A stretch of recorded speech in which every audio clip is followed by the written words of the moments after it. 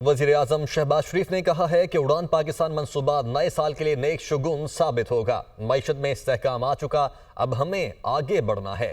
مالی سال میں ترسیلات زر 15 ارب ڈالر ہیں۔ گورنر اسٹیٹ بینک کی کوششوں سے خزانے میں 72 ارب روپے کی محصولات آئیں۔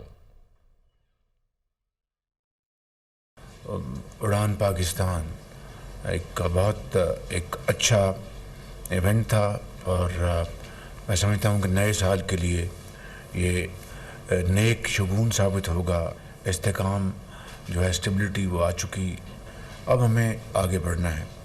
اے ڈی آر کی مد میں جو ایک ایفرٹ ہوئی ہے اس کی بھرپور ستائش کرنی چاہیے۔ اس کو لیڈ کیا ہے ڈپٹی پرائم منسٹر نے اور گورنر اسٹیٹ بینک نے، منسٹر فائنانس نے، ایم او ایس فائنانس نے، اور بڑی ایفرٹ ہوئی اور اس کے نتیجے میں 72 ارب روپے کی محصولات خزانے میں آئے ہیں۔ شوگر کی زیرو سمگلنگ اس وقت ہے Afghanistan. It's one of the main factors.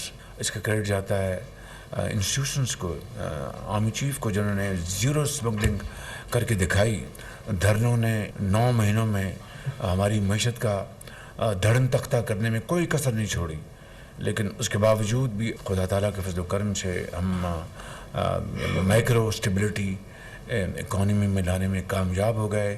اور پھر شفافیت، میں سمجھتا ہوں، میں یہ بلا خوف تردید کہہ سکتا ہوں کہ آپ کی شفافیت جو ہے وہ ایک عام آدمی بھی اس کی گواہی دے رہا ہے کہ اس لیے کہ 9 مہینے گزر گئے، کوئی خدا نخواستہ ڈیبیٹیبل کوئی سکینڈل بھی کسی کو لانے کی جرت نہیں ہوئی۔ وزیراعظم شہباز شریف کا مہنگائی کی شرح 81 ماہ کی کم ترین سطح پر آنے پر اظہار اطمینان، کہتے ہیں کہ دسمبر 2024 میں مہنگائی کی شرح 4.1% پر آنا خوش آئند ہے، اور انہوں نے یہ بھی کہا کہ میکرو اکنامک استحکام کر لیا ہے حاصل ہم نے، اور ابھی یہ صرف آغاز ہے۔ ہم نے اڑان پاکستان جیسے منصوبے کا آغاز کیا ہے۔ یہ منصوبہ پاکستان کو دنیا کے صف اول کے ممالک کی صف میں کھڑا کرے گا۔